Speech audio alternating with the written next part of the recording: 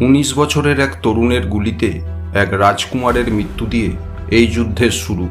ক্রমশ বিশ্বের প্রায় 30টি দেশ এই যুদ্ধে জড়িয়ে পড়ে। প্রায় 2 কোটি মানুষ এই যুদ্ধে প্রাণ হারায়, আরও 2 কোটির বেশি মানুষ জখম হয়। পৃথিবী জুড়ে নেমে আসে হাহাকার, আর্থিক মন্দা, বেরোজগারি আর দারিদ্র। এই যুদ্ধের পরিণামে ইউরোপ ও মধ্যপ্রাচ্যের মানচিত্র চিরতরে বদলে যায়। বন্ধুগণ, আজ এই উপস্থাপনায় আপনাদের বলবো প্রথম বিশ্বযুদ্ধের ঘটনাবলী, যে যুদ্ধ শুরু হয় 1914 সালের 28শে জুলাই এবং শেষ হয় 1918 সালের 11ই নভেম্বর। 4 বছর 3 মাস 13 দিন যাবৎ চলা এই যুদ্ধ কারা শুরু করেছিল, কোন কোন দেশ কবে কবে এই যুদ্ধে সামিল হয়েছিল ও সেই সামিল হওয়ার পিছনে কি কি কারণ ছিল। এই যুদ্ধের পরিণাম হিসাবে পৃথিবীর আর্থিক, সামাজিক, রাজনৈতিক ও ভৌগোলিক প্রেক্ষাপটে কি কি পরিবর্তন এসেছিল। এই যুদ্ধের ফলে কতগুলি নতুন দেশের সৃষ্টি হয়েছিল। আমাদের দেশ ভারতবর্ষেরই বা কী ভূমিকা ছিল এই যুদ্ধে। এইরূপ অনেক তথ্যসহ প্রথম বিশ্বযুদ্ধের প্রায় পুরো ইতিহাস আমরা এই ভিডিওতে তুলে ধরার চেষ্টা করব। বন্ধুগণ, আজ আমরা ইউরোপের যে মানচিত্র দেখতে পাই, প্রথম বিশ্বযুদ্ধের সময় ইউরোপের মানচিত্র সেইরূপ ছিল না। ইউরোপে সে সময় আজকের মতো এত স্বাধীন রাষ্ট্রের অস্তিত্ব ছিল না। সেই সময় বেশ কয়েকটি মহাশক্তিশালী সাম্রাজ্য ইউরোপে বিরাজ করছিল। তার মধ্যে অন্যতম ছিল জার্মান সাম্রাজ্য, যে সাম্রাজ্যের শাসককে বলা হতো কাইজার। এছাড়াও ছিল ব্রিটিশ সাম্রাজ্য, অস্ট্রিয়া হাঙ্গেরিয়ান সাম্রাজ্য, ছিল রুশ বা রোমানভ সাম্রাজ্য, যে সাম্রাজ্যের শাসককে বলা হতো জার। বন্ধুগণ, ছবিতে এই এলাকাটি হলো 1914 সালের অস্ট্রিয়া হাঙ্গেরি সাম্রাজ্যের মানচিত্র। সেই সময় অস্ট্রিয়া হাঙ্গেরি সাম্রাজ্য ছিল আয়তনে রাশিয়ার পরে ইউরোপের দ্বিতীয় বৃহত্তম দেশ। বর্তমানে এই সমগ্র এলাকাটি বেশ কয়েকটি দেশে বিভক্ত হয়ে গেছে। বর্তমান অস্ট্রিয়া, হাঙ্গেরি, চেক Republic, Croatia, Slovakia, Slovenia, Bosnia ইত্যাদি দেশে। বৃহৎ এক অংশ চলে গেছে বর্তমান রোমানিয়ায় এবং বেশ কিছু করে অংশ গেছে পোল্যান্ড, ইউক্রেন ও ইটালিতে। তো আসুন প্রথমে অস্ট্রিয়া হাঙ্গেরি সাম্রাজ্য সম্পর্কে কিছু তথ্য জেনে নিই, কেননা প্রথম বিশ্বযুদ্ধের সূত্রপাত হয় এখান থেকেই। 1848 সালে এই সাম্রাজ্যের শাসক হিসাবে অভিষিক্ত হন ফ্রান্স জোসেফ। 1916 সাল পর্যন্ত আমৃত্যু তিনি এই পদে আসীন থাকেন। তার এক কন্যা ও একমাত্র পুত্রের মৃত্যু হওয়ার কারণে তিনি তার ভ্রাতুষ্পুত্র আর্চডিউক ফ্রাঞ্জ ফার্দিনান্দকে এই সাম্রাজ্যের উত্তরাধিকারী হিসাবে ঘোষণা করেছিলেন। তো এই আর্চডিউক ফ্রাঞ্জ ফার্দিনান্দ ও তার পত্নী 1914 সালের জুন মাসে তাদের সাম্রাজ্যভুক্ত বোসনিয়া হার্জেগোভিনা অঞ্চলের সারাজেভো শহরে পরিদর্শনে যান। সেই সারাজেভো শহরে 1914 সালের 28শে জুন এই রাজদম্পতিকে নিয়ে শোভাযাত্রা বের হয়, যা দেখতে হাজার হাজার মানুষ রাস্তায় জড়ো হয়। রাজকুমার আর্চডিউকের গুপ্তচরেরা ইতিমধ্যে রাজকুমারকে এই অঞ্চলে এই পরিদর্শনে আসতে নিষেধ করেছিল, কিন্তু রাজকুমার সেই পরামর্শে কর্ণপাত করেননি। এখন প্রশ্ন উঠতে পারে, গুপ্তচরেরা কেন রাজকুমারকে সেখানে যেতে নিষেধ করেছিল? এই অস্ট্রিয়া হাঙ্গেরি সাম্রাজ্য ইতিমধ্যে তার দক্ষিণে অবস্থিত বলকান এলাকায় ক্রমশ আগ্রাসন বাড়াতে থাকে এবং সার্বিয়ার ঠিক পাশে বোসনিয়া হার্জেগোভিনা এই এলাকাটি 1908 সালে দখল করে অস্ট্রিয়া হাঙ্গেরি সাম্রাজ্যে অন্তর্ভুক্ত করে। এতে সেই সময় বোসনিয়া হার্জেগোভিনা দেশটির অস্তিত্ব বিলুপ্ত হয়। এই কারণে এই অঞ্চলে অসন্তোষ, আন্দোলন, বিপ্লবী কার্যকলাপ ইত্যাদি লেগেই থাকত। এই বিপ্লবীদের মধ্যে একটি গোষ্ঠী ছিল ব্ল্যাক হ্যান্ড। আর্চডিউক তার গুপ্তচরদের কথা শোনেন না। আর্চডিউক যদি তার গুপ্তচরদের কথা শুনতেন, তাহলে বিশ্বের যে মানচিত্র আজ আমরা দেখি সম্ভবত সেই রূপ হতো না। তো আর্চডিউক তার পত্নীকে নিয়ে সারাজেভো শহরে পৌঁছে যান। সেখানে ভিড়ের মধ্যে কিছু বিপ্লবী উপস্থিত ছিল। তাদের মধ্যে একজন, যার নাম ছিল গ্যাভরিলো প্রিন্সিপ, সে গুলি চালিয়ে আর্চডিউক ও তার পত্নীকে হত্যা করে। আর এই ঘটনা থেকেই শুরু হয় প্রথম বিশ্বযুদ্ধ। কিন্তু বন্ধুগণ, শুধুমাত্র এই একটি কারণেই যে প্রথম বিশ্বযুদ্ধ শুরু হয়েছিল তা নয়। প্রথম বিশ্বযুদ্ধ শুরু হওয়ার আরও অনেক কারণ ও বিস্তৃত প্রেক্ষাপট ছিল। 1914 সালের পূর্বে ইউরোপের বাতাবরণ কী ছিল, গুরুত্বপূর্ণ কী কী ঘটনাগুলি ঘটছিল, যে কারণে প্রথম বিশ্বযুদ্ধের সূচনা ঘটেছিল। প্রথমে বন্ধুগণ সেই কারণগুলি জেনে নিই। প্রথম কারণটি ছিল উপনিবেশবাদ ও সাম্রাজ্যবাদ। বিশ্বের বিভিন্ন স্থানে উপনিবেশ স্থাপনের কাজ প্রথম শুরু করে পর্তুগাল 1415 খ্রিস্টাব্দে উত্তর আফ্রিকার সেউটা নামক স্থান দখলের মাধ্যমে। এই পুরো শতাব্দীতে তারা পৃথিবীর বিভিন্ন অংশে পৌঁছায়। ভাস্কো ডা গামা ভারতে পৌঁছান 1498 সালে। পর্তুগিজ সাফল্যে উৎসাহিত হয়ে স্পেনও ময়দানে নেমে পড়ে। 1492 খ্রিস্টাব্দে ক্রিস্টোফার কলম্বাস পৌঁছে যান ক্যারিবিয়ান দ্বীপপুঞ্জে। গোলাম বানিয়ে সেই দেশকে লুণ্ঠন করার এই মডেলে ইউরোপের দেশগুলি খুবই উৎসাহিত হয়ে পড়ে এবং পরবর্তী শতাব্দীগুলিতে তারা পূর্ব ও পশ্চিম গোলার্ধে ছড়িয়ে পড়ে পৃথিবীর বিভিন্ন দেশ ও ভূখণ্ডকে নিজেদের দখলে নিয়ে আসে। আর এই কাজে অগ্রণী দেশগুলি ছিল Britain, France, Spain, Portugal, Dutch অর্থাৎ নেদারল্যান্ডস, ডেনমার্ক ও জার্মানি। প্রথম বিশ্বযুদ্ধের প্রাক্কালে বৃহত্তম ঔপনিবেশিক সাম্রাজ্য ছিল ব্রিটেনের। প্রায় প্রত্যেক বাসযোগ্য মহাদেশের গুরুত্বপূর্ণ কিছু দেশ তাদের কবজায় ছিল। অবিভক্ত Bharat, Sri Lanka, Burma, Hong Kong, Australia, New Zealand, Gibraltar, Egypt, দক্ষিণ আফ্রিকা, রোডেশিয়া অর্থাৎ বর্তমান Zimbabwe, British Guyana, Canada, Jamaica, Trinidad, এছাড়াও এশিয়া, আফ্রিকা, মধ্যপ্রাচ্য, ইউরোপ, উত্তর ও দক্ষিণ আমেরিকা, অস্ট্রেলেশিয়ায় ছড়িয়ে ছিটিয়ে থাকা অনেক ছোট বড় এলাকা, জনপদ, দ্বীপ ইত্যাদি ব্রিটেনের দখলে ছিল। প্রথম বিশ্বযুদ্ধের সময় দ্বিতীয় বৃহত্তম ঔপনিবেশিক সাম্রাজ্য ছিল ফ্রান্সের। আলজেরিয়া, মরক্কো, টিউনিসিয়া সহ আফ্রিকার আরও অনেক দেশ ও ভূখণ্ড, এশিয়ার ইন্দোচীন এলাকা অর্থাৎ ভিয়েতনাম, কম্বোডিয়া, লাওস ফ্রান্সের অধীনে ছিল। ভারতের পন্ডিচেরি, চন্দননগর, চীনের কিছু অংশে, এছাড়াও প্রশান্ত মহাসাগর, আটলান্টিক মহাসাগরেরও অনেক দ্বীপ ও অনেক ছোট বড় অনেক এলাকা ফ্রান্সের অধীনে ছিল। সেই সময় জার্মানির ছিল তৃতীয় বৃহত্তম ঔপনিবেশিক সাম্রাজ্য, ব্রিটেন ও ফ্রান্সের পরেই। 1871 সালে বিভিন্ন ছোট ছোট জার্মান রাষ্ট্রগুলি একত্রিত হয়ে শক্তিশালী এক জার্মান রাষ্ট্র হিসেবে আত্মপ্রকাশ করে। উপনিবেশ বানানোর দৌড়ে তারা নেমেছিল সব থেকে শেষে 1884 সাল নাগাদ। তারা আফ্রিকার Burundi, Rwanda, Namibia, Cameroon, Congo, Togo, Central African Republic দখল করে। এছাড়াও তানজানিয়ার বৃহৎ অংশ, নাইজেরিয়া ও ঘানার বেশ কিছু অংশ নিজেদের অধীনে আনে। এছাড়াও প্রশান্ত মহাসাগরীয় অঞ্চলে বেশ কিছু দ্বীপ জার্মানির দখলে ছিল। উপনিবেশ দখলদারি নিয়ে তিক্ততা তো ছিলই, পাশাপাশি ফ্রান্স জার্মানির নিকট আলজাস লোরে অংশটি ফেরত পেতে চাইছিল, যে এলাকা ফ্রান্স 1871 সালের যুদ্ধে জার্মানির নিকট হারিয়েছিল।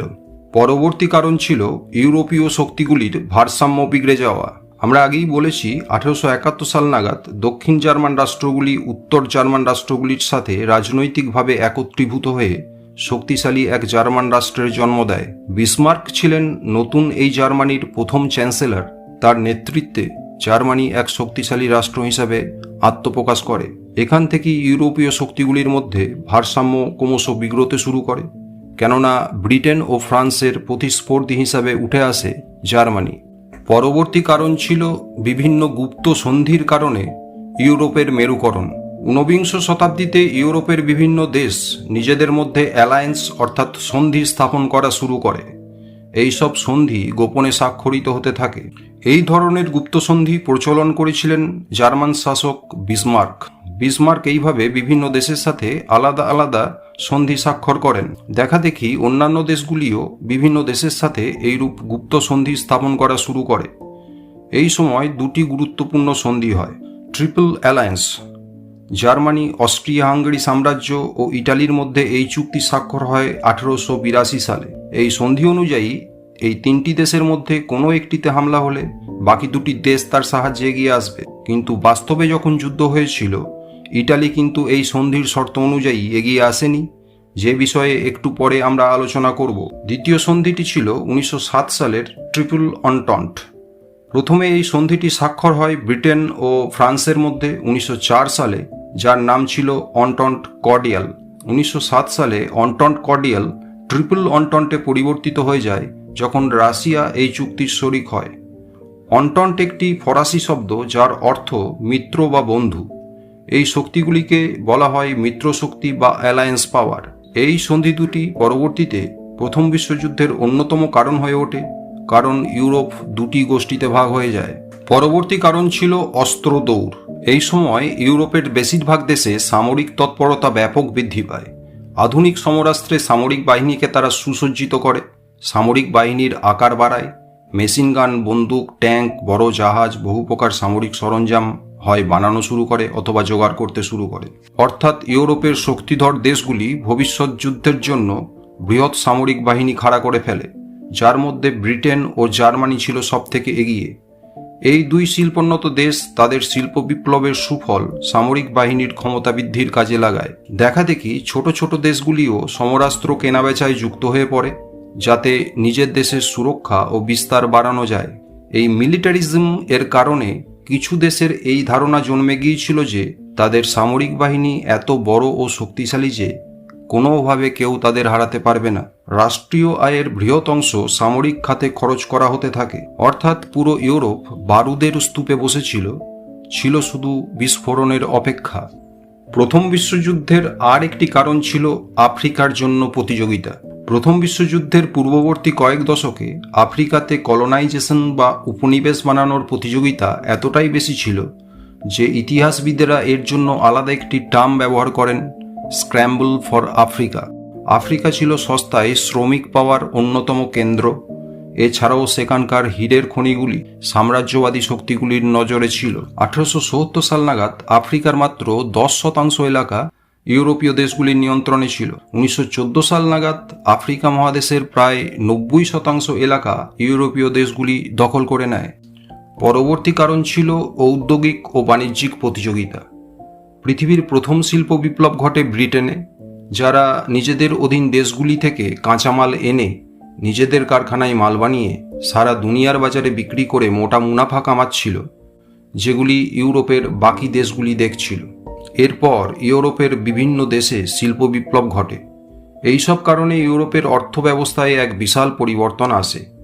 ইউরোপীয় দেশগুলিতে বহু সংখ্যক কারখানা, মিল স্থাপিত হয়, উৎপাদনও হতে থাকে খুব বেশি। উৎপাদিত বস্তুগুলি বিক্রিও করতে হবে, তার জন্য চাই নতুন নতুন বাজার। এই কারণেও ইউরোপের দেশগুলির মধ্যে প্রতিযোগিতা শুরু হয়। এরা নিজ রাষ্ট্রের ব্র্যান্ড উৎপাদিত পণ্যের ওপর ছাপতে শুরু করে, যেমন made in England, made in Germany বা মেড ইন ফ্রান্স। এই সব ব্র্যান্ডকে জনপ্রিয় করে তোলার প্রতিযোগিতাও শুরু হয়। ফলে ইউরোপের দেশগুলি এই বাণিজ্য প্রতিযোগিতায় একে অপরের প্রতিদ্বন্দ্বী হয়ে ওঠে। সকলেই চাইছিল নিজেকে সর্বশ্রেষ্ঠ হিসেবে প্রতিপন্ন করতে। এই দৌড়ে জার্মানি ও ইটালি কিছু সময় পরে সামিল হয়েছিল, তাই তাদের বিস্তারের সম্ভাবনা ছিল কম, কারণ বেশিরভাগ কলোনি বা উপনিবেশ ব্রিটেন ও ফ্রান্স কবজা করে রেখেছিল। পরবর্তী কারণ রাষ্ট্রবাদ। 19বিংশ শতাব্দীতে রাষ্ট্রবাদ ইউরোপে এক গুরুত্বপূর্ণ ভূমিকা নিয়েছিল। অটোমান সাম্রাজ্য থেকে মুক্ত হয়ে বলকান অঞ্চলের দেশ রোমানিয়া 1877 সালে, বালগেরিয়া 1908 সালে, আলবানিয়া 1912 সালে স্বাধীন রাষ্ট্র হিসেবে ঘোষিত হয়। এইসব ঘটনায় অন্যান্য দেশগুলিতে রাষ্ট্রবাদের তরঙ্গ বয়ে যাচ্ছিল। এছাড়াও ইউরোপের বেশিরভাগ দেশে সেই সময় আমার দেশ মহান এই জাতীয় স্লোগান প্রভাব বিস্তার করতে থাকে। এই জাতীয় রাষ্ট্রবাদী স্লোগান শুরু করেছিলেন জার্মানির শাসক কাইজার দ্বিতীয় উইলিয়াম। তারপর তা ইউরোপের বাকি দেশগুলিতেও ছড়িয়ে পড়ে। এই দেশগুলির ধারণা চলে আসে যে কোনো দেশ কেবল যুদ্ধজয় করেই মহান হতে পারে, অর্থাৎ নিজ রাষ্ট্রের মহানতা দেশের বিস্তারের সাথে জুড়ে দেখার দৃষ্টিভঙ্গি চলে আসে।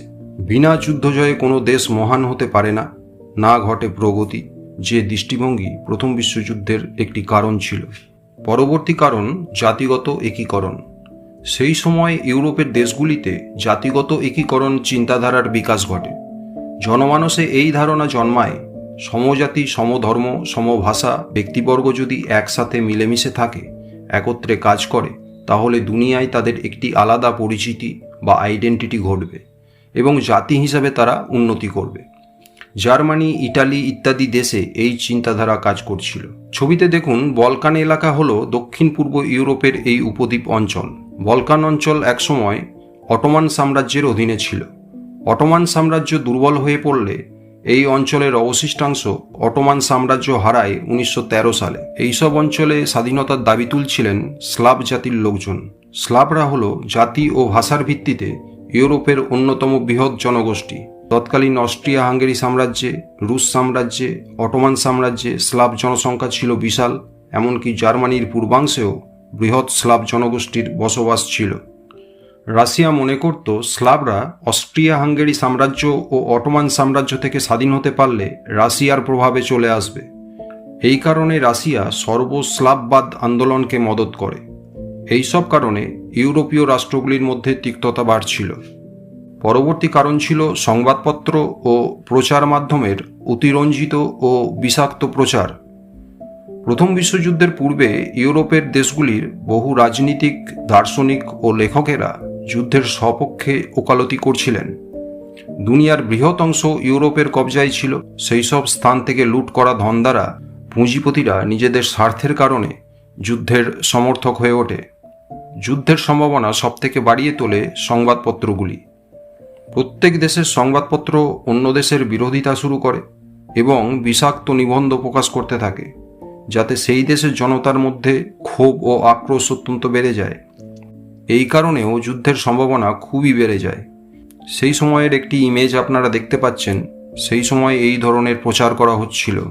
পরবর্তী কারণ ছিল মধ্যস্থতাকারী আন্তর্জাতিক সংগঠনের অভাব। প্রথম বিশ্বযুদ্ধের পর লিগ অব নেশনস বানানো হয়েছিল। সমস্ত দেশগুলির মধ্যে সমঝোতা করে শান্তি স্থাপন করবে এইরূপ সংস্থা প্রথম বিশ্বযুদ্ধের পূর্বে ছিল না। সমস্ত দেশ নিজের মর্জিমাফিক চলার জন্য স্বতন্ত্র ছিল। পরবর্তী কারণটি হলেন জার্মান সম্রাট কাইজার দ্বিতীয় উইলিয়াম। জার্মানিকে যিনি উন্নতির চরম শিখরে নিয়ে যান তিনি হলেন বিসমার্ক। তিনি জার্মানির প্রথম চ্যান্সেলর পদে আসীন হন 1871 সালে। 1890 সাল পর্যন্ত সেই পদে আসীন থাকেন। পাশাপাশি জার্মানির শেষ সম্রাট ছিলেন কাইজার দ্বিতীয় উইলিয়াম। 1888 থেকে 1918 সাল পর্যন্ত প্রথম বিশ্বযুদ্ধের অন্তিম পর্যায় পর্যন্ত তিনি জার্মানির সম্রাট পদে আসীন থাকেন। প্রথম বিশ্বযুদ্ধ ছড়িয়ে পড়ার অন্যতম কারণ ছিলেন তিনি। জার্মানিকে একটি সুপার পাওয়ার বা বিশ্ব শক্তিতে পরিণত করার প্রয়াসে সদা প্রচেষ্ট ছিলেন। এই কারণে তিনি স্থলবাহিনী ও নৌশক্তি ক্রমাগত বাড়িয়ে তুলছিলেন। ইংল্যান্ড জার্মানিকে নৌশক্তি কমানোর প্রস্তাব দেয়। জার্মানির শাসক ইংল্যান্ডের সেই প্রস্তাব প্রত্যাখ্যান করেন। পরবর্তী কারণ বার্লিন বাগদাদ রেলওয়ে। ঔপনিবেশিক শক্তিগুলি তাদের অধীন দেশগুলিতে সহজে ও কম সময়ে পৌঁছানোর জন্য রুট বানাচ্ছিল। 1869 খ্রিস্টাব্দে সুয়েজ ক্যানেল চালু হওয়ার পর এটি ইংল্যান্ড হতে ভারত, অস্ট্রেলিয়া, নিউজিল্যান্ডে পৌঁছানোর জন্য ডাইরেক্ট রুট ছিল। একইভাবে আফ্রিকার কলোনিগুলিতে সহজে পৌঁছানোর জন্য জার্মানি বাগদাদ পর্যন্ত এক রেলপথ বানানোর পরিকল্পনা নেয়।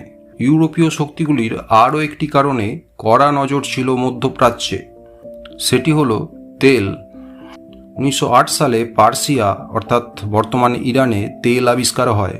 মোটর পরিবহন ও এয়ারক্রাফটের নতুন সেই যুগে তেল খুবই গুরুত্বপূর্ণ হতে চলেছে সেটি ব্রিটেন বুঝে যায়। নেভির জাহাজগুলিও কয়লার জ্বালানি হতে তেলে পরিবর্তিত হচ্ছিল সেই সময়। ব্রিটেন বুঝে যায় তেলই হলো ভবিষ্যতের জ্বালানি। জার্মান সাম্রাজ্যেরও নজর ছিল এই পার্সিয়ার দিকে। অবশেষে বলকান, টার্কি ও মেসোপটেমিয়ার মধ্য দিয়ে জার্মানি রেলপথ স্থাপনের উদ্যোগ নেয়, যার নাম বার্লিন বাগদাদ রেলওয়ে। 1910 সালে এই রেল লাইনের কাজ শুরু হয়। 1915 সালের মধ্যে কেবল 480 কিলোমিটার বাদে বাকি অংশে কাজ সম্পন্ন হয়। আর এই কারণে জার্মানি ও ইংল্যান্ডের মধ্যে তিক্ততা বাড়তে থাকে। এতক্ষণ আমরা যা আলোচনা করলাম 1914 সালের প্রাককালে ইউরোপের বাতাবরণ ছিল সেই রূপ। এইসব কারণে আমরা বলতে পারি পুরো ইউরোপ সেই সময় এক বারুদের স্তূপের উপর বসেছিল। প্রয়োজন ছিল এক স্ফুলিঙ্গের। স্বাভাবিকভাবেই এক ভয়াবহ বিস্ফোরণ অপেক্ষা করছিল। আর এই স্ফুলিঙ্গের কাজটি করে অস্ট্রিয়া হাঙ্গেরি সাম্রাজ্যের উত্তরাধিকারী আর্চডিউক ফ্রাঞ্জ ফার্দিনান্দের মৃত্যু। প্রতিবেদনের শুরুতে এ বিষয়ে বলা হয়েছে। অস্ট্রিয়া হাঙ্গেরি সাম্রাজ্য 1908 সালে বোসনিয়া হার্জেগোভিনা রাষ্ট্রটি দখল করে নেয়।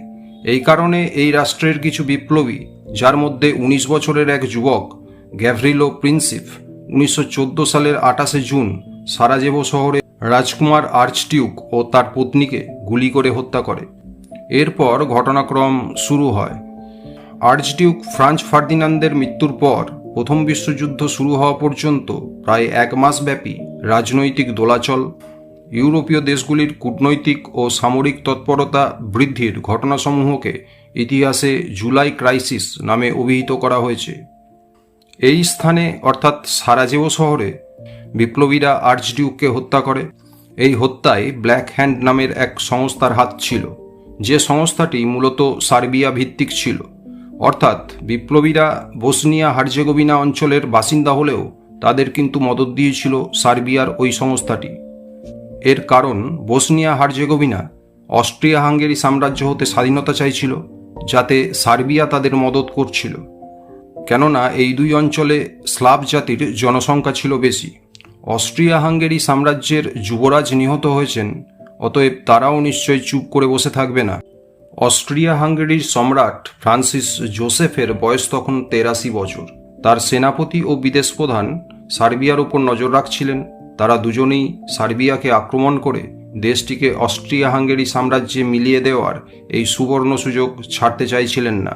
জুলাই মাসের প্রথম দিকে জার্মানি ও অস্ট্রিয়ার মধ্যে একটি মিটিং হয়। জার্মানি অস্ট্রিয়া হাঙ্গেরি সাম্রাজ্যকে ব্ল্যাঙ্ক চেক অ্যাসুরেন্স জারি করে 5 জুলাই, অর্থাৎ সার্বিয়াকে আক্রমণের ব্যাপারে অস্ট্রিয়াকে পূর্ণ সমর্থনের অঙ্গীকার করে। আর এই ঘটনায় অস্ট্রিয়া পূর্ণ আত্মবিশ্বাস পায় সার্বিয়াকে আক্রমণ করতে। 1914 সালের 23 জুলাই, অর্থাৎ রাজকুমার হত্যার ঠিক 25 দিন পর, অস্ট্রিয়া হাঙ্গেরি সার্বিয়াকে 10টি প্রস্তাবের আলটিমেটাম পাঠায়। এই আলটিমেটামে যে 10টি প্রস্তাবের কথা লেখা ছিল, তার মধ্যে সার্বিয়া 8টি প্রস্তাব মানতে সম্মত হয়। বাকি 2টি প্রস্তাব বিনা যুদ্ধে সার্বিয়া আত্মসমর্পণ করুক এবং অস্ট্রিয়া হাঙ্গেরি সাম্রাজ্যের অংশ হয়ে যাক, এই দুটিকে সার্বিয়া প্রত্যাখ্যান করে। 5 দিন পর 28 জুলাই, অর্থাৎ আর্চডিউক যুবরাজ হত্যার ঠিক 1 মাস পর, অস্ট্রিয়া হাঙ্গেরি সার্বিয়ার উত্তর পশ্চিম সীমানায় লং রেঞ্জ ট্যাঙ্কের সাহায্যে গোলাবর্ষণ শুরু করে। আর এই ঘটনায় প্রথম বিশ্বযুদ্ধের সূচনা হয়। সেই সময় সম্ভবত কেউই অনুমান করতে পারেনি এই ট্যাঙ্ক হতে নির্গত গোলা এক মহাযুদ্ধের সূচনা করবে। বিশ্বের প্রায় 30টি দেশ এই যুদ্ধে জড়িয়ে পড়বে, প্রায় 2 কোটি মানুষের বলি চড়বে। এরপর আক্রান্ত সার্বিয়া রাশিয়ার কাছে মদত চায়। রাশিয়া ও সার্বিয়া এই দুই দেশেই বৃহৎ সংখ্যায় স্লাভ জাতির লোকেদের বসবাস ছিল। স্লাভ রাষ্ট্রবাদীরা রাশিয়ার সরকারকে চাপ দেয় সার্বিয়াকে সর্বতোভাবে সাহায্য করার জন্য। রাশিয়ার আর একটি স্বার্থ কাজ করছিল। এটি সেই সময়ের রাশিয়া, এটি ব্ল্যাক সি। রাশিয়ার জাহাজ এই পথে সারা দুনিয়ায় যাতায়াত করত। এই জলপথ বাঁচানো রাশিয়ার নিকট জরুরি ছিল। এই দিকে ছিল অটোমান সাম্রাজ্য। অটোমান সাম্রাজ্য যদি কোনো কারণে এই জায়গা কবজা করে নিত, তাহলে রাশিয়ার জাহাজ চলাচলের অসুবিধা হয়ে যেত।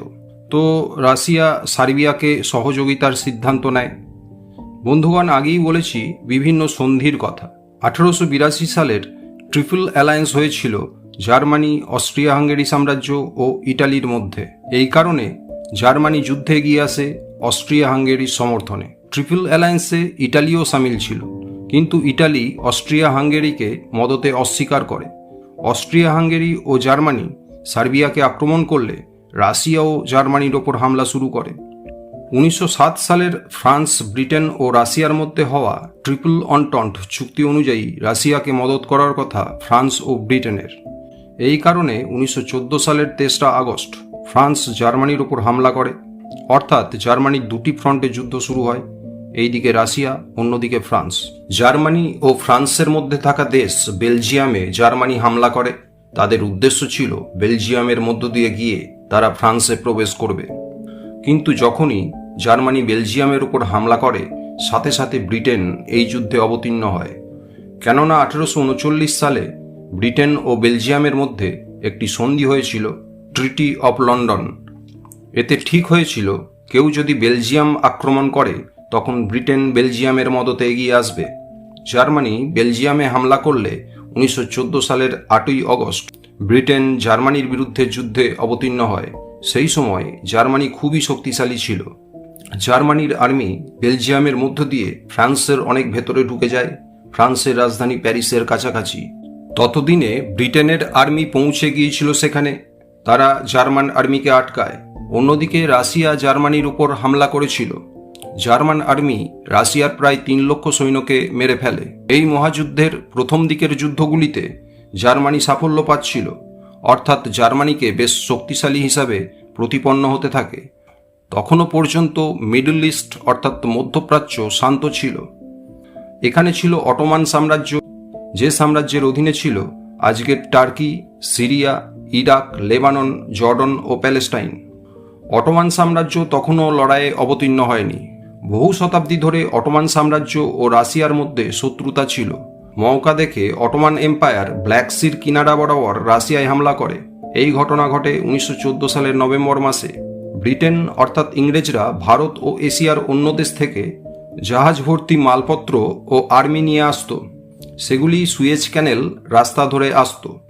এই সুয়েজ ক্যানেল দিয়ে ব্রিটেন থেকে সরাসরি ভারত, অস্ট্রেলিয়া ও নিউজিল্যান্ড যাওয়ার রুট ছিল। অটোমান সুয়েজ ক্যানেলে হামলা করে যাতে করে ব্রিটেনের জাহাজ আটকানো যায়। ইতিহাসবিদরা বলেন, যদি অটোমান সাম্রাজ্য সুয়েজ ক্যানেলের রাস্তা আটকাতে পারত তবে ব্রিটেন এই যুদ্ধে পরাস্ত হতে পারত, কিন্তু তারা সুয়েজ ক্যানেল কবজা করতে পারেনি। জার্মানি, অস্ট্রিয়া হাঙ্গেরি ও ইটালির মধ্যে হওয়া সন্ধি অনুযায়ী একে অপরের মদত করার কথা, কিন্তু আসল যুদ্ধের সময় ইটালি এগিয়ে আসে না। বরং পরের বছর 1915 সালে ইটালি শিবির বদল করে ব্রিটেন ও ফ্রান্সের সাথে হাত মেলায় এবং ইটালি তার এক সময়ের মিত্ররাষ্ট্র অস্ট্রিয়া হাঙ্গেরির ওপর হামলা চালায়। সেই সময় ব্রিটেন তার অধীন দেশগুলির আর্মিদেরও এই যুদ্ধে যোগ দেওয়ার নির্দেশ দেয়, যার মধ্যে ভারত, নিউজিল্যান্ড, অস্ট্রেলিয়া, কানাডা, দক্ষিণ আফ্রিকা ও আরও কিছু দেশের সৈনিক ব্রিটেনের হয়ে এই যুদ্ধে লড়তে আসে। জার্মানি 1915 সালের ফেব্রুয়ারি মাসে নিজেদের সাবমেরিন অর্থাৎ ইউ-বোটস সমুদ্রে নামায় এবং ব্রিটেনের সব জাহাজ আক্রমণ করে ধ্বংস করতে থাকে। যেসব জাহাজ ব্রিটেনের সৈনিক ও মালপত্র নিয়ে আসত সেই সব জাহাজে জার্মান ইউ-বোটস হামলা করছিল যাতে করে যতটা সম্ভব ব্রিটেনের ক্ষতি করা যায়। এরপর জার্মান ইউ-বোটস প্যাসেঞ্জার জাহাজেও আক্রমণ শুরু করে। 1915 সালের 7ই মে জার্মান ইউ-বোটস টর্পেডো হামলা চালায় লুসিটানিয়া নামের এক প্যাসেঞ্জার জাহাজে। জাহাজটি ইংল্যান্ড হতে আমেরিকা যাচ্ছিল। এই ঘটনায় 1197 জন প্রাণ হারান, যার মধ্যে আমেরিকার নাগরিক ছিলেন 123 জন। এই ঘটনার পূর্বে যুদ্ধ সীমিত ছিল মূলত ইউরোপে। আমেরিকা যুদ্ধরত দুপক্ষকেই যুদ্ধ সামগ্রী, মালপত্র বিক্রি করে মোটা মুনাফা কামাচ্ছিল। জার্মান ইউ-বোটসের কারণে আমেরিকার 123 জন নাগরিকের মৃত্যু হওয়ায় আমেরিকা এই যুদ্ধে সামিল হওয়ার প্রস্তুতি নেয়। দ্বিতীয় আর একটি কারণ ছিল। 1917 সালের জানুয়ারি মাসে জার্মানি এক গোপন বার্তা পাঠায় মেক্সিকোকে, যার বিষয়বস্তু ছিল যদি আমেরিকা প্রথম বিশ্বযুদ্ধে জার্মানির বিপক্ষে যোগ দেয় তখন আমেরিকার বিরুদ্ধে মেক্সিকোর সাথে জোট প্রস্তাব দেয়। জার্মানির এই মেক্সিকোকে উস্কানির পেছনে একটি ইতিহাস ছিল। আমেরিকা যুক্তরাষ্ট্রের টেক্সাস, অ্যারিজোনা ও নিউ মেক্সিকো প্রদেশের অন্তর্ভুক্তি নিয়ে যুক্তরাষ্ট্র ও মেক্সিকোর দীর্ঘদিনের বৈরিতা ছিল। সেই বার্তায় এও বলা হয় জার্মান সহযোগিতায় মেক্সিকো তার হারানো 3টি প্রদেশ পুনর্দখল করতে পারবে। তো জার্মানির এই গুপ্তবার্তা ব্রিটিশ গুপ্তচরেরা ডিকোড করে ফেলে এবং তা আমেরিকার কাছে পৌঁছে যায়। এই বার্তা প্রকাশ পাওয়ার পর আমেরিকার জনসাধারণ ক্ষুব্ধ হন। এই জনমত জার্মানির বিরুদ্ধে আমেরিকার যুদ্ধ ঘোষণায় সাহায্য করে। সেই সময় আমেরিকার রাষ্ট্রপতি ছিলেন উডরো উইলসন, যিনি 2টি ঘটনা আমেরিকান কংগ্রেসে পাস করান। এই লড়াইয়ে আমেরিকার সামিল হওয়া উচিত এবং উইলসন 14 পয়েন্টের একটি পত্র প্রস্তুত করেন। ব্যাখ্যা দেন আমেরিকা কেন এই যুদ্ধে সামিল হচ্ছে, আমেরিকার উদ্দেশ্য কী, যুদ্ধ শেষ হওয়ার পর দুনিয়ায় কি কি পরিবর্তন আসা উচিত। এই 14 দফা প্রস্তাবের মধ্যে ছিল দুনিয়ায় শান্তি স্থাপন করা, সাম্রাজ্যবাদ খতম করা অর্থাৎ দ্বিতীয় কোনো দেশকে গোলাম বানিয়ে তার ওপর রাজত্ব করা এইসব বন্ধ হোক, এবং বিশ্বের জন্য এমন সংগঠন স্থাপন করা যে সংগঠন এইসব সম্ভাব্য যুদ্ধকে বন্ধ করতে পারবে। এই যুদ্ধের পর লিগ অফ নেশনস 1920 সালে স্থাপিত হয়। তো আমেরিকা যুক্তরাষ্ট্র প্রথম বিশ্বযুদ্ধে সামিল হয় 1917 সালের 6ই এপ্রিল। তারা অ্যালায়েড ফোর্সেসের পক্ষে অর্থাৎ ব্রিটেন ও ফ্রান্সের পক্ষ নেয়। এই ছবিতে এরা হলো অ্যালায়েড পাওয়ার্স অর্থাৎ মিত্র শক্তি। বিপরীতে এই দেশগুলি ছিল সেন্ট্রাল পাওয়ার্স বা কেন্দ্রীয় শক্তি বা অক্ষ শক্তি। এরপর আমেরিকা প্রতিদিন নিজেদের প্রায় 10,000 সৈনিক জার্মানি ও ফ্রান্সের সীমানায় ফ্রান্সের পক্ষে নামাতে শুরু করে। সেই সময়ে রাশিয়ার শাসক ছিলেন জার দ্বিতীয় নিকোলাস। রাশিয়ায় ফেব্রুয়ারি বিপ্লব ঘটে 1917 সালে। এতে জার দ্বিতীয় নিকোলাস শাসনভার হারান, একটি নতুন সরকার গঠিত হয়। কিন্তু এর কয়েক মাস পর লেনিন ও তার বলশেভিক পার্টি দ্বারা একটি সমাজতান্ত্রিক বিপ্লব ঘটে, যা অক্টোবর বিপ্লব নামে পরিচিত। প্রথম বিশ্বযুদ্ধের কারণে রাশিয়া প্রায় বরবাদ হয়ে গিয়েছিল, রাজকোষ খালি হয়ে গিয়েছিল। লেনিনের সরকার গঠিত হয়। তিনি চাইছিলেন যুদ্ধ শেষ হোক, রাশিয়ায় শান্তি প্রতিষ্ঠা হোক। লেনিন বলেন রাশিয়ার যুদ্ধে লিপ্ত না হওয়া উচিত। এই কারণে রাশিয়া জার্মানির সাথে শান্তি সমঝোতা করবে ও লড়াই সমাপ্ত করবে। 1918 সালের মার্চ মাসে রাশিয়া ও জার্মানির মধ্যে শান্তি সমঝোতা হয়। এরপর রাশিয়া এই যুদ্ধ থেকে বের হয়ে যায়। তো জার্মানির এই ফ্রন্টের লড়াই শেষ হয়ে যায়, কিন্তু এই দিকে ফ্রান্সের সাথে লড়াই বজায় থাকে। এই কারণে রাশিয়া ফ্রন্টে জার্মানির যে আর্মি ছিল, লড়াই করার জন্য তাদের ফ্রান্সের দিকে ডেকে পাঠানো হয়। কিন্তু এই দিকে দাঁড়িয়েছিল মিত্রশক্তির সম্মিলিত বাহিনী, জাহাজ ভর্তি হয়ে হয়ে আরও আর্মি আসছিল। তো জার্মানির প্রত্যাশা সফল হয় না। এই তরফের দেশগুলি ছিল অ্যালাইড ফোর্সেসের, অন্যদিকের দেশগুলি ছিল সেন্ট্রাল পাওয়ার্সের। 1918 সাল আস্তে আস্তে অ্যালাইড ফোর্সেস বলকান অঞ্চল ও মধ্যপ্রাচ্যে সেন্ট্রাল পাওয়ার্সকে পুরোপুরি হারিয়ে দিয়েছিল। অর্থাৎ অটোমান সাম্রাজ্য, বালগেরিয়া ও অস্ট্রিয়া হাঙ্গেরি সাম্রাজ্য আত্মসমর্পণ করেছিল। এই সময় অ্যালাইড ফোর্সেসকে মদত করে রোমানিয়া, গ্রিস, পর্তুগাল, মন্টেনিগ্রোর মতো দেশ। তখনও সেন্ট্রাল পাওয়ার্সের পক্ষে একমাত্র খাড়া ছিল জার্মানি, যারা ফ্রান্স সীমানায় ফ্রান্স, ব্রিটেন ও আমেরিকার আর্মির সাথে লড়াই করছিল। কিন্তু আমেরিকা ও ব্রাজিলের আর্মি এখানে পৌঁছানোর পর জার্মানিও পরাজিত হয়। জার্মানি আত্মসমর্পণ করে। জার্মানির জনসাধারণ তাদের শাসক কাইজার দ্বিতীয় উইলিয়ামের বিরুদ্ধে চলে যায় এবং কাইজার হল্যান্ডে পালিয়ে যান। 1918 সালের 11ই নভেম্বর সকাল 11টায় জার্মানি যুদ্ধ সমাপনপত্রে স্বাক্ষর করে। এর সাথে সাথে প্রথম বিশ্বযুদ্ধের অবসান ঘটে। এই যুদ্ধে দুপক্ষের মোট 6,50,00,000-এর বেশি সৈনিক যোগ দেয়, যার মধ্যে মিত্রশক্তির পক্ষে প্রায় 4,22,00,000 সৈন্য ও সেন্ট্রাল পাওয়ারের পক্ষে প্রায় 2,29,00,000 সৈন্য এই যুদ্ধে যোগ দেয়।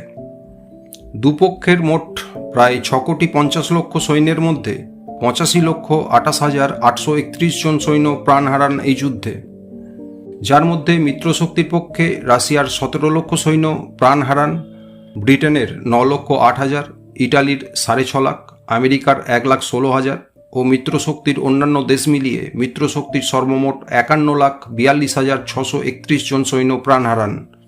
অক্ষশক্তি বা সেন্ট্রাল পাওয়ার্সের পক্ষে জার্মানির 17,73,000 সৈন্য প্রাণ হারান, অস্ট্রিয়া হাঙ্গেরির 12 লক্ষ জন, অটোমান সাম্রাজ্যের 3,25,000 জন এবং বালগেরিয়ার 87,500 জন, সব মিলিয়ে সেন্ট্রাল পাওয়ার্সের 33,86,200 জন সৈন্য প্রাণ হারান। এই যুদ্ধে দুই পক্ষের মোট জখম ও পঙ্গু হয়ে যাওয়া ব্যক্তি, যুদ্ধবন্দী ও নিখোঁজের মোট সংখ্যা প্রায় 3 কোটির কাছাকাছি। এছাড়াও এই যুদ্ধের কারণে 1 কোটিরও বেশি সিভিলিয়ান অর্থাৎ আম নাগরিক প্রাণ হারান, যাদের যুদ্ধের সঙ্গে কোনো সম্পর্ক ছিল না। এই সংখ্যাগুলি অন্য কিছুও হতে পারে, কেননা 4 বছর ধরে যে লড়াই হয় তাতে কোথায় কত লোক মারা গেছে, যুদ্ধ পরবর্তী প্রভাবে যেমন অনাহারে কত লোক মারা গেছে তার সঠিক অফিসিয়াল গণনা কেই বা করেছে। এই যুদ্ধের পর একটি সার্ভে হয়, তাতে বলা হয় যুদ্ধ শুরু হওয়ার দিন থেকে যুদ্ধের শেষ দিন পর্যন্ত প্রতিদিন গড়ে প্রায় 5,500 জন সৈনিক মারা যেতেন। তো এই প্রথম বিশ্বযুদ্ধে যে বড় বড় যুদ্ধগুলি হয়েছিল সেগুলির কয়েকটি হল battle of Verdun, battle of Marne. ফ্রান্সের মার্নে নদীর তীরে 2 বার ভয়ানক যুদ্ধ হয় 1914 ও 1918 সালে। Battle of Somme, battle of Cambrai, battle of Arras, battle of Vimy Ridge, battle of Ypres. বেলজিয়ামের ওয়াইপ্রেসের দ্বিতীয় যুদ্ধে জার্মানি প্রথম পয়জেনাস অর্থাৎ বিষাক্ত গ্যাস ব্যবহার করে। যুদ্ধের ইতিহাসে এই প্রথম বিষাক্ত গ্যাস ব্যবহৃত হয়। প্রথম বিশ্বযুদ্ধকে দুনিয়ার সবথেকে বিনাশকারী ঘটনা হিসেবে মানা হচ্ছিল। কোটি কোটি মানুষ প্রাণ হারায়, জখম বা পঙ্গু হয়, নিখোঁজ হয়, প্রচুর আর্থিক ও সম্পত্তির ক্ষয়ক্ষতি হয়। 1913 সালের ইউএস ডলারকে বেস হিসাবে ধরলে একটি হিসাবে দেখা গেছে প্রথম বিশ্বযুদ্ধের মোট খরচ প্রায় 208 বিলিয়ন ইউএস ডলার, যার পরিণামে অধিকাংশ দেশের আর্থিক ব্যবস্থা ভেঙে পড়ে। চতুর্দিকে বিভিন্ন সামাজিক সমস্যা, বেরোজগারি, গরিবি, আর্থিক দুর্দশা ছড়িয়ে পড়ে।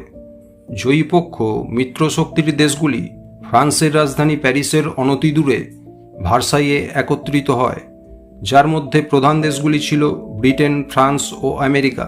এখানে রাশিয়ার উপস্থিতি প্রয়োজন ছিল, কিন্তু রাশিয়াকে ডাকা হয়নি।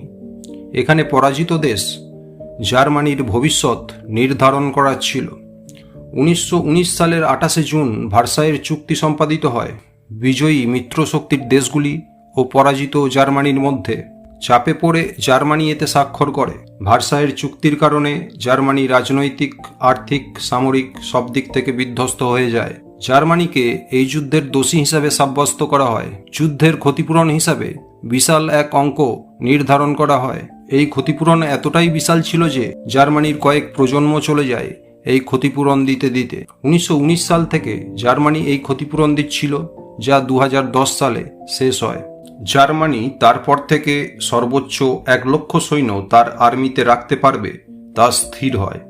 এছাড়াও জার্মানির যত কলোনি আফ্রিকায় ছিল সব কলোনিকে ব্রিটেন ও ফ্রান্স নিজেদের মধ্যে ভাগ বাটোয়ারা করে নেয়। এই ছবিতে প্রথম বিশ্বযুদ্ধের পূর্বে এটি অখণ্ড জার্মানি। ভার্সাইয়ের চুক্তির পর জার্মানির এই অংশ পোল্যান্ডকে দিয়ে দেওয়া হয়। এইদিকে ফ্রান্স ও বেলজিয়ামও জার্মানির কিছু অংশ নিয়ে নেয়। মিত্রশক্তির দেশগুলি এই রকমই একটি চুক্তি করে পরাজিত অস্ট্রিয়া হাঙ্গেরি সাম্রাজ্যের সাথে 1919 সালের 10ই সেপ্টেম্বর। অস্ট্রিয়া হাঙ্গেরি সাম্রাজ্যকে অস্ট্রিয়া ও হাঙ্গেরি দুভাগে ভাগ করা হয়।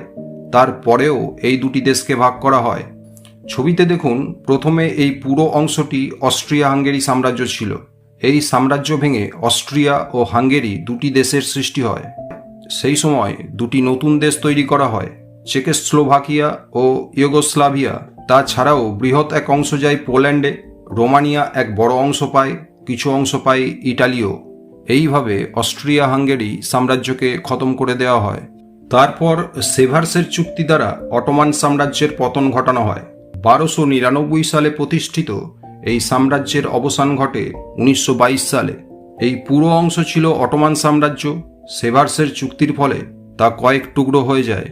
টার্কি নামের এক দেশ বানানো হয়। 1923 সালে টার্কি রিপাবলিক হিসাবে ঘোষিত হয়, যে দেশের প্রথম প্রেসিডেন্ট হন মুস্তাফা কামাল আতাতুর্ক বা কামাল পাশা, যাকে আধুনিক তুর্কির কারিগর বলে মানা হয়। অটোমান সাম্রাজ্যের কিছু অংশ গ্রিসে চলে যায়। এই অংশ পায় ইটালি। এই অংশ কবজা করে ফ্রান্স, যা পরে সিরিয়া নামের দেশ হয়। এই অংশ দখল করে ব্রিটেন, যা ভবিষ্যতের ইরাক। আর্মেনিয়ার পশ্চিম অংশ অটোমান দখলে ছিল, সেই অংশ আর্মেনিয়ায় মিশে যায়। চুক্তিতে স্থির হয়েছিল এই অংশগুলিকে ততদিন পর্যন্ত গোলাম বানিয়ে রাখা হবে যতদিন না পর্যন্ত এইসব কলোনি আত্মনির্ভর হয়ে ওঠে। এছাড়াও রাশিয়ার বিপ্লবের সময় রাশিয়ার এলাকা থেকে স্বাধীন হয় ফিনল্যান্ড 1917 সালে। এছাড়াও লাটভিয়া, লিথুয়ানিয়া ও এস্টোনিয়া 1918 সালে রাশিয়া থেকে বিচ্ছিন্ন হয়ে স্বাধীন রাষ্ট্র হিসাবে আত্মপ্রকাশ করে।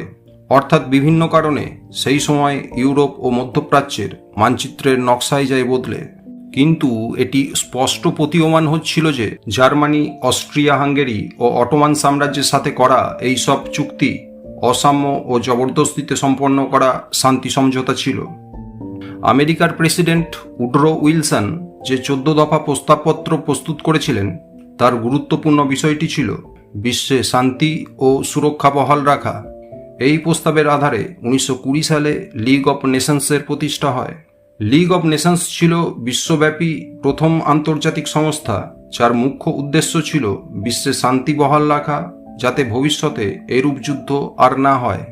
এখন বলি, প্রথম বিশ্বযুদ্ধে আমাদের দেশ ভারতের ভূমিকা কী ছিল? অবিভক্ত ভারত থেকে ইংরেজরা মোট 12 লক্ষ ভারতীয়কে এই যুদ্ধে নিয়ে গিয়েছিল, যার মধ্যে 8 লক্ষ জন সৈনিক ছিলেন। অবশিষ্টরা অন্যান্য কাজের জন্য গিয়েছিলেন। যদি কোনো ভারতীয় সৈন্য যুদ্ধে যেতে অনাগ্রহী হতো, ইংরেজরা তাকে কড়া শাস্তি দিত। ভারতীয় সৈনিকরা প্রথম বিশ্বযুদ্ধে জার্মান সাম্রাজ্যের বিরুদ্ধে ব্যাটেল অফ ওয়াইপ্রেসে লড়াই করে। এছাড়াও ইজিপ্টে ও জার্মান ইস্ট আফ্রিকায় লড়াই করে। অটোমান সাম্রাজ্যের বিরুদ্ধে কয়েক লক্ষ ভারতীয় সেনা মেসোপটেমিয়ায় লড়াই করে। এছাড়াও ইউরোপ ও এশিয়ার অনেক ফ্রন্টে তারা মোতায়েন ছিল। প্রথম বিশ্বযুদ্ধে কমপক্ষে ৭৪,১৮৭ জন ভারতীয় সৈনিক শহীদ হন। যাদের স্মৃতিতে ইংরেজরা 1921 সালে দিল্লিতে ইন্ডিয়া গেট মেমোরিয়াল বানায়। এখন প্রশ্ন উঠতে পারে, ভারতীয় সৈন্যরা প্রথম বিশ্বযুদ্ধে ইংরেজদের জন্য কেন লড়াই করে? প্রথম বিশ্বযুদ্ধকে গণতন্ত্রের জন্য যুদ্ধ বলা হচ্ছিল সেই সময়ে। ইংরেজরা ঘোষণা করেছিল এই যুদ্ধ গণতন্ত্রের জন্য। আমেরিকার রাষ্ট্রপতি উড্রো উইলসনও এইরূপ ঘোষণা করেছিলেন। এই কারণে অনেক উপনিবেশ দেশ স্বাধীনতার স্বপ্নে অ্যালাইড ফোর্সেসের পক্ষে লড়াই করে। কিন্তু এই সব দেশের স্বপ্নভঙ্গ হয় যখন যুদ্ধ সমাপ্তির পর ব্রিটেন এই বিষয়ের উপর কোনো আলোচনা করতে অস্বীকার করে। প্রথম বিশ্বযুদ্ধ শেষ হওয়ার পরই 1919 সালে ইংরেজ সরকার ভারতে প্রণয়ন করে কুখ্যাত রাওলাট অ্যাক্ট। জালিয়ানওয়ালাবাগ হত্যাকাণ্ড ঘটে 1919 সালের 13ই এপ্রিল। সেই 1919 সালেই গভর্নমেন্ট অফ ইন্ডিয়া অ্যাক্ট প্রণয়ন করা হয়। ভারতীয় নেতারা নিরাশ হন, যে নেতারা এই যুদ্ধে ব্রিটিশদের সমর্থনে ছিলেন। এখন বলি প্রথম বিশ্বযুদ্ধের পরিণামগুলি। প্রথম বিশ্বযুদ্ধের কারণে 4টি সাম্রাজ্যের পতন ঘটে। জার্মান সাম্রাজ্যের পতন ঘটে। জার্মানি নিজ ভূখণ্ডের 27,000 বর্গমাইল হারায়। অস্ট্রিয়া হাঙ্গেরি সাম্রাজ্য কয়েকটি দেশে বিভক্ত হয়ে যায়। অটোমান সাম্রাজ্য কয়েকটি ভাগে ভাগ হয়ে যায়। রোমানভ বা রুশ সাম্রাজ্য 1917 সালে রাশিয়ায় যে সমাজতান্ত্রিক বিপ্লব ঘটে, অর্থাৎ বলশেভিক বিপ্লবের মাধ্যমে, যার দ্বিতীয় নিকোলাস শাসনচ্যুত হন। পরবর্তী পরিণাম হিসাবে বলা যায় বিশ্ব রাজনীতিতে ইউরোপের প্রভাব কমে। যুদ্ধের পূর্বে বিশ্বের রাজনীতিতে ইউরোপের ভূমিকা ছিল অগ্রগণ্য। ইংল্যান্ড, ফ্রান্স, জার্মানি ও রাশিয়ার গভীর প্রভাব ছিল বিশ্ব রাজনীতিতে। 1918 সালে প্রেক্ষাপট বদলায়। বিশ্ব রাজনীতিতে নতুন এক নিয়ন্ত্রক হিসাবে উঠে আসে আমেরিকা যুক্তরাষ্ট্র। আমেরিকা যুক্তরাষ্ট্রের উত্থান। প্রথম বিশ্বযুদ্ধে সামরিক যুদ্ধাস্ত্র বেচে প্রচুর মুনাফা কামিয়ে আমেরিকা যুক্তরাষ্ট্র ইতিমধ্যেই সুপার পাওয়ার হিসাবে প্রতিষ্ঠা পাওয়ার দৌড় শুরু করে দিয়েছিল। যুদ্ধের কারণে ইউরোপে শিল্পোদ্যোগ প্রায় ধ্বংস হয়ে যায়। প্রায় বেশিরভাগ কোম্পানি ও মিল বন্ধ হয়ে গিয়েছিল। একসময় যে ইউরোপ সারা পৃথিবীতে শিল্পজাত মালপত্র পাঠাতো, যুদ্ধের পর ইউরোপের দেশগুলিকে নিজেদের প্রয়োজন মেটাতে আমদানি করা শুরু করতে হয়। এই কারণে আমেরিকার শিল্পোদ্যোগে জোয়ার আসে। আমেরিকা যুক্তরাষ্ট্র কয়েক বছরের মধ্যেই এক ধনী রাষ্ট্র হয়ে ওঠে। এর পরবর্তী খুব গুরুত্বপূর্ণ পরিণাম হিসাবে বলা যায় দ্বিতীয় বিশ্বযুদ্ধের বীজ রোপণ। প্রথম বিশ্বযুদ্ধ দ্বিতীয় বিশ্বযুদ্ধের বীজ তখনই রোপণ করেছিল, কেননা পরাজিত দেশগুলির সাথে ব্রিটেন, ফ্রান্স ও আমেরিকা যেরূপ ব্যবহার করেছিল, পরাজিত দেশগুলি তাতে অপমানিত বোধ করতে থাকে। সেই সব দেশগুলিতে পুনরায় উগ্র রাষ্ট্রবাদ বাড়তে থাকে। দেশগুলি নিজেদের সংগঠিত করে নিজেদের শক্তি বাড়াতে থাকে এবং এক এক করে সন্ধির শর্তগুলি ভাঙতে থাকে। দুনিয়া পুনরায় বারুদের স্তূপের উপর ক্রমশ বসতে থাকে, যার পরিণাম হলো দ্বিতীয় বিশ্বযুদ্ধ। পরবর্তী পরিণামটি হলো সামরিক পরিণাম। বিভিন্ন চুক্তির দ্বারা পরাজিত দেশগুলির সামরিক শক্তি খর্ব করা হয়। এর সবথেকে বড় শিকার হয় জার্মানি, কেননা তারা এর পর থেকে আর্মিতে 1 লাখের বেশি সৈন্য রাখতে পারত না। মিত্রশক্তির দেশগুলির ক্ষেত্রে এইরূপ কোনো প্রতিবন্ধকতা ছিল না। পরাজিত দেশগুলি পুনরায় আক্রান্ত হওয়ার ভয় পেতে থাকে, নিজেদের মজবুত করার জন্য পুনরায় সচেষ্ট হয়। ফলে দুনিয়ায় আবার অস্ত্র প্রতিযোগিতা শুরু হয়। বিশ্ব শান্তিতে যার বিপরীত প্রভাব পড়তে থাকে। পরবর্তী পরিণামটি হলো আর্থিক সংকট। প্রথম বিশ্বযুদ্ধ দীর্ঘ সময় ধরে চলার কারণে অনেক দেশের রাজকোষ প্রায় শূন্য হয়ে যায়। এইসব কারণে সেই সব দেশে সাধারণ জনগণের ওপর ট্যাক্স অর্থাৎ করের বোঝা বেড়ে যায়। পরবর্তী পরিণাম, মহিলাদের সামাজিক অবস্থান উন্নত হয়। এই যুদ্ধের পূর্বে দুনিয়ায় মহিলাদের ঘরের 4 দেওয়ালের মধ্যে থেকে গৃহস্থালির কাজকর্ম করতে হতো। বাইরের কোনো কাজে তাদের যোগ্য বলে মনে করা হতো না। কিন্তু এই যুদ্ধে বাড়ির পুরুষরা যুদ্ধে লড়াই করতে গিয়েছিল, তখন মহিলারা ব্যাপকভাবে ওয়ার্কফোর্সে যোগ দেন। অফিস ও কারখানার কাজ করেন, জিনিসপত্র বানান, যুদ্ধাস্ত্র বানান। এই কারণে মহিলাদের পুরুষদের সমকক্ষ হিসাবে বিবেচনা করা হতে থাকে। ব্রিটেন ও আমেরিকার মতো দেশে মহিলারা প্রথমবার ভোটাধিকার পান, তারা চাকরি করার অধিকার পান। পরবর্তী পরিণাম, প্রাযুক্তিক পরিবর্তন। 1903 সালে রাইট ব্রাদার্স উদ্ভাবিত এরোপ্লেনের সামরিক সংস্করণ ফাইটার প্লেন বানিয়ে ফেলেছিল ব্রিটেন, জার্মানি ও ফ্রান্স। এছাড়াও আধুনিক মেশিন গান যথেচ্ছ ব্যবহার হয় এই যুদ্ধে। ইতিহাসের প্রথম যুদ্ধ হিসাবে রেডিও কমিউনিকেশনস, ট্যাঙ্কের ব্যবহার, কেমিক্যাল ও গ্যাসের ব্যবহার, সাবমেরিনস, বোম্বিংয়ের জন্য ফাইটার প্লেনের ব্যবহার, এমার্জেন্সি সেবা এই যুদ্ধেই প্রথমবারের মতো ঘটে। আর একটি ঘটনার কথা বলি বন্ধুগণ। প্রথম বিশ্বযুদ্ধ 1918 সালের স্প্যানিশ ফ্লু ছড়ানোর জন্য দায়ী ছিল। স্প্যানিশ ফ্লু ছিল মানবজাতির ইতিহাসে ভয়ানকতম প্যান্ডেমিক, যাতে কমপক্ষে 5 কোটি মানুষের মৃত্যু হয়। তো এই সময় এই যুদ্ধকে বিশ্বযুদ্ধ, global war, the great war এইরূপ অনেক নাম দেওয়া হয়, কেননা দুনিয়া মনে করছিল এইরূপ যুদ্ধ আর কখনো ঘটবে না। কিন্তু 20 বছর পর এর থেকেও বড় যুদ্ধ হয়, যাকে আমরা দ্বিতীয় বিশ্বযুদ্ধ বলে জানি। তখন এই যুদ্ধকে প্রথম বিশ্বযুদ্ধ নাম দেওয়া হয়। পরিশেষে একটি ঘটনা বলি। এক ব্রিটিশ সৈনিক, যার নাম হেনরি ট্যান্ডি, ফ্রান্সের উত্তর সীমায় জার্মানির সামনে লড়াই করছিল। সে ও তার সাথীরা জার্মানির সাথে লড়াই করছিল। এতে জার্মান সৈন্যরা পিছু হটতে বাধ্য হয়। আকস্মিকভাবে এক জার্মান সৈনিক ট্যান্ডির রাইফেল লাইনে এসে খাড়া হয়ে যায়। জখম সেই জার্মান সৈনিক অত্যন্ত ক্লান্ত ছিল।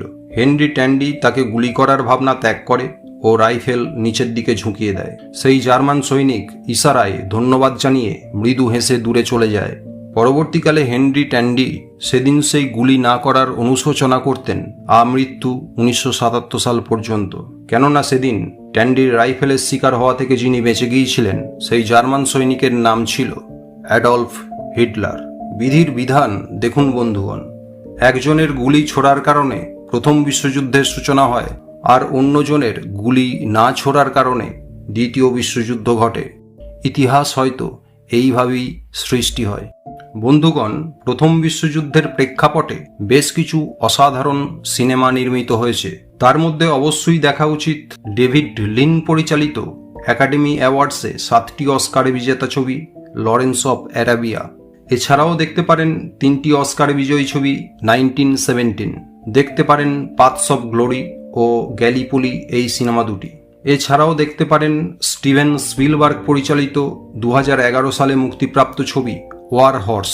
প্রখ্যাত আমেরিকান অভিনেত্রী গ্রেটা গার্বোর জীবনের সবথেকে সফল ছবি ছিল 1931 সালে মুক্তিপ্রাপ্ত মাতাহারি। ছবিটি প্রথম বিশ্বযুদ্ধে জার্মানির হয়ে গুপ্তচর বৃত্তির অভিযোগে অভিযুক্ত লাস্যময়ী নর্তকী মাতাহারির জীবন কাহিনীর উপর আধারিত। তো এই ছিল প্রথম বিশ্বযুদ্ধের ইতিহাস। আমাদের পরবর্তী ভিডিওটি হবে দ্বিতীয় বিশ্বযুদ্ধ নিয়ে। সেটির লিংক ডেসক্রিপশন বক্সে দেওয়া থাকবে, প্লে লিস্টেও পেয়ে যাবেন। পরিশেষে বলি, চেষ্টা করেছি সর্বতোভাবে সঠিক তথ্য উপযুক্ত গ্রন্থনার মাধ্যমে আপনাদের সামনে উপস্থাপনা করার। তবুও কিছু ভুল ত্রুটি হয়ে থাকলে মার্জনা করবেন। আশা করি আপনাদের সকলের সহযোগিতা পাব। নমস্কার।